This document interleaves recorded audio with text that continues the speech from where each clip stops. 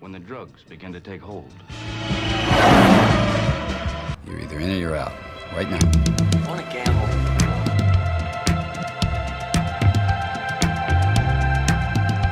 I never want to hear those words out of your mouth again. Gambling is not your problem. Has anybody ever told you before your bad luck? Most gamblers, when they go to gamble, they go to win. Those were my mother's dying words. When we go to gamble, we go to lose. Show me the money. Let's get out of here, man. Sure, use mine. Honestly, let's just go. Let's go to Vegas.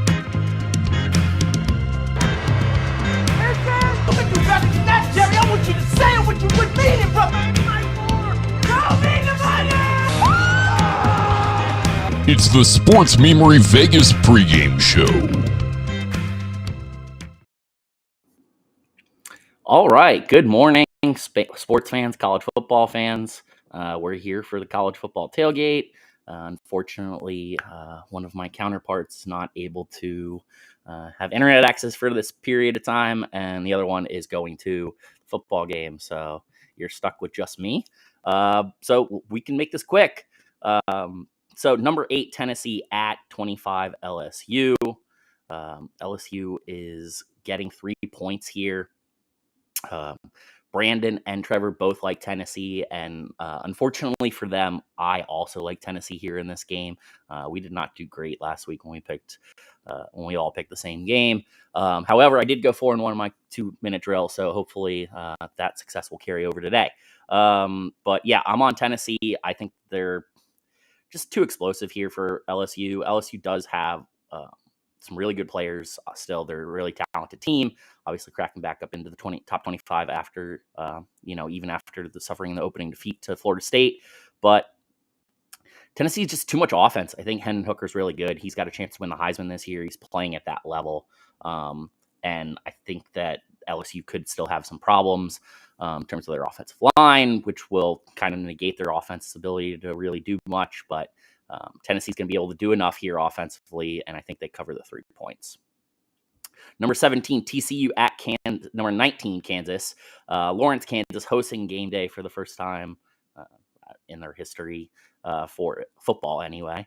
Basketball team does sometimes. But anyway, Kansas is getting 6.5 at home, and for me, that is just it's too much. This is a great Kansas team, probably the best Kansas team we've seen in a while. But TCU is really explosive, so TCU should be pretty good here. There's a chance they blow Kansas out, but Lance Leipold and that defense that Kansas got going on, plus the ability to dial up explosives and stuff, I think that they're good enough. I do think that Kansas has a chance to win, potentially the environment kind of thing, despite Max Duggan playing really well. So if they can kind of force turnover here or there, they can, salvage this out. But I'll take that 6.5 points in case they keep it close enough. So I'm on Kansas. Brandon is on TCU here, and Trevor is also on Kansas. Arkansas going to number 23, Mississippi State. Arkansas's defense, they have some really studly players in the back end, but unfortunately for them, they've gotten hurt and they're going to be out for the season. So Mississippi State running the air raid with Mike Leach. They like to throw the ball. That's a problem for teams with a weak secondary. So we're all on Mississippi State here to cover the 9.5 points at home. And KJ Jefferson hasn't played great for the last couple weeks here, so that definitely hurts Arkansas's chances. So we are all on the Bulldogs there, Mississippi State.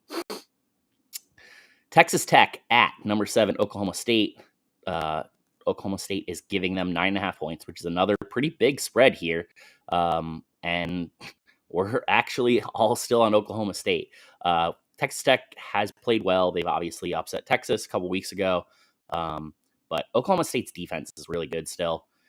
They did lose Jim Knowles, but they brought in Derek Mason to coach them up on the back end there. And Mike Gundy's just got this operation going with a senior quarterback, and he whatever he does there in Stillwater, he knows how to coach them up and get the best out of these teams. They're consistently really good. They usually have a dumb loss somewhere, so it's certainly possible for Texas Tech to get them. but I like them at home here for the Cowboys. Number 11, Utah at number 18, UCLA. So both Brandon and Trevor are on UCLA, and I am not going to clean sweep us. I've been talking about Utah all year.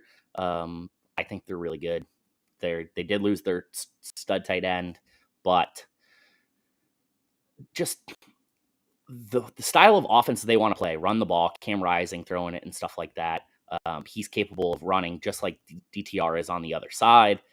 And then I just trust Utah's defense more. So yeah, the running quarterback did definitely hurt Utah against Florida. So I can understand wanting to be on the other side of this, especially at UCLA. But it's not like an environment that is overwhelming for a team. So I'm not scared of it. I don't think Utah will be either. The weather should be gorgeous.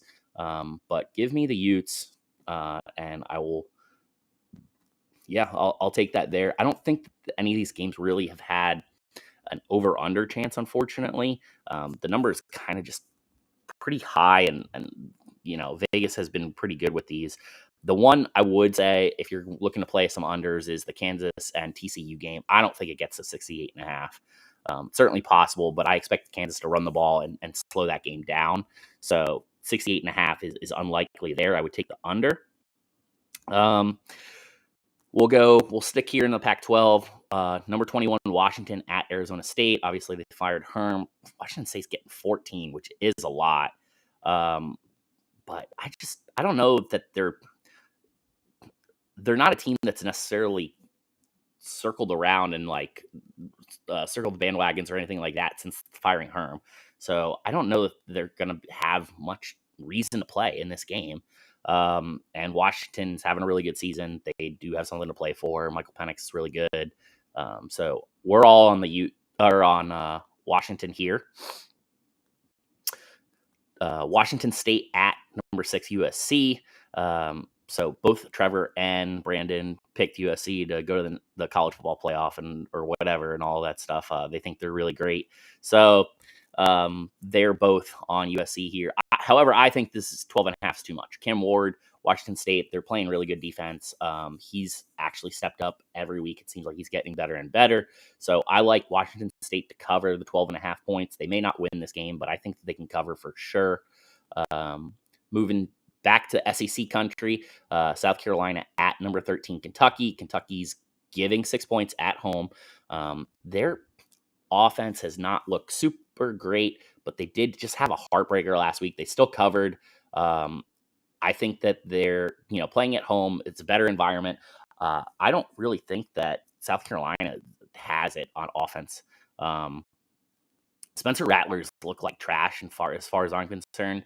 I think that Kentucky's going to be able to force him into making a couple dumb mistakes here or there, throw a couple picks. Will Levis bounces back. So I'm on UK, as are the boys, to cover the 6 points here. Number 16, BYU at Notre Dame. They're both on BYU here. I just think that Notre Dame's defense is probably the best unit on the field. They've started to get their offense going a little bit more. I'm going to take Notre Dame just to go on the other side of them here. I do need to catch up a little bit, but they're both on BYU. It is at Notre Dame, so it's, obviously home environment should be friendly to them. And the best unit on this field is going to be Notre Dame's defense. So I think that they can hold BYU down. Give me Notre Dame covering 3.5 points. Number 20, Kansas State at Iowa State, going up to Ames. Both of them are on Kansas State. I'm also going to take that side of it. Adrian Martinez has looked really good. Their offense has played pretty good football. Iowa State likes to muck games up. That's kind of what they've done all throughout, this rise here that they have going on. But they're playing with a new quarterback, right? So no Brock Purdy, no Breece Hall. A lot of their really good players are gone. So that has hurt Iowa State here. Whereas Kansas State has Deuce Vaughn, who's a stud, really good player, and Adrian Martinez. I just think that the way that they're playing, if they're up for this game going to Iowa State, they're definitely going to be able to win because Matt Campbell just doesn't coach special teams well, and they will take advantage of that.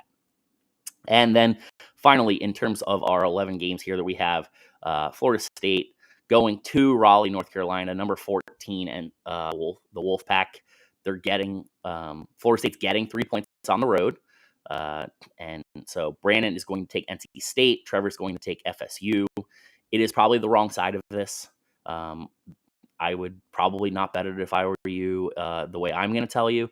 But just how this game breaks down.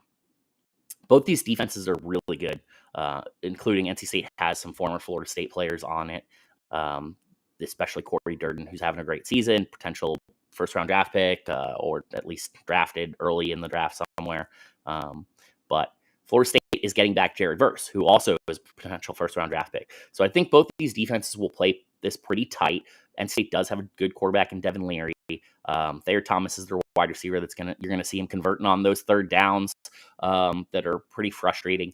However, I think that Florida State's got the ability to dial up some explosive. And NC State has not given up a lot of explosive touchdowns or anything like that this year. But I just think that Florida State actually has some dynamic wide receivers, and NC State's going to kind of run out of guys to be able to cover them. So I think that Jordan Travis is going to be able to hit a couple of deep shots, maybe pick apart their defense a little bit as far as in the passing game. And Wake is a different animal. They put a lot of stress on you. I don't think that NC State's got that offensively.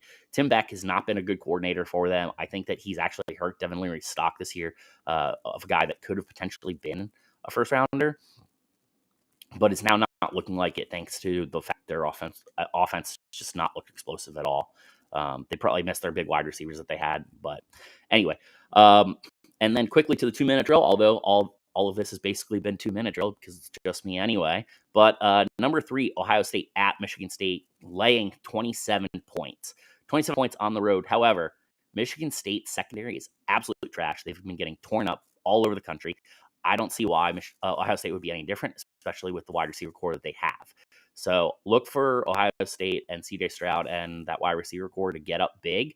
And then I think that Ohio State defense is good enough that there's a good chance that Michigan State doesn't score at all in this game. So I like Ohio State to cover the 27. It's gonna be sweat. You're gonna be sweating it, but I still think that is the right end of that play. Texas, Oklahoma, Red River. Oklahoma is getting 7 points. I don't think Dylan Gabriel's going to play. I do think Quinn Ewers does. So for me, that's the difference here. Give me Texas to cover the 7 points. Usually these games are pretty close, but Oklahoma has not played well the last several weeks. And I think that Texas has got the ability to dial up some explosives, especially with Xavier Worthy, who's a really fucking studly player out there at wide receiver. And I do expect Quinn Ewers to play. So I just think that Oklahoma will definitely have a hard time covering without Dylan Gabriel in this game for sure. Iowa at Illinois. Illinois is getting 3.5 points as a. Illinois is giving 3.5 points to Iowa, who comes in on the road. Iowa's defense is still good, but their offense sucks balls. Illinois has a really good defense as well. 3.5 points at home, coming off a big win against Wisconsin. Illinois seems like they're just a better team right now. So give me them to cover the 3.5 points. And then Missouri at Florida. I don't know if the Gators are any good. I don't. They've had some ups and downs, but the thing that they have done is play games close so far this year. So Missouri coming off, a pretty good performance there against Georgia last week. It's potential that this is, a little bit of a letdown for them against Florida, but 11 points, it's too many. They nearly beat Auburn. They probably should have won that game. They're able to run the ball. I think that's the biggest difference here, and Florida's not able to necessarily stop it. So I don't think that Florida's going to be able to win this game by more than 11 points. I don't see it. So give me Missouri on the road, getting 11 points, and that'll pretty much take care of it here for us. Unfortunately, we had to go solo on you guys, but I need to get you guys out there, this content, make some picks, and let you know what's going on. But anyway, hopefully we will be back next week with, somebody. But yeah, go out, watch some football. There's also some good baseball playoff games on and stuff. So it's a good day. There's beautiful weather down here in Florida. I'm going to be outside. I don't know what you guys plan on doing, but go enjoy it. Make it a good Saturday. Have a good one.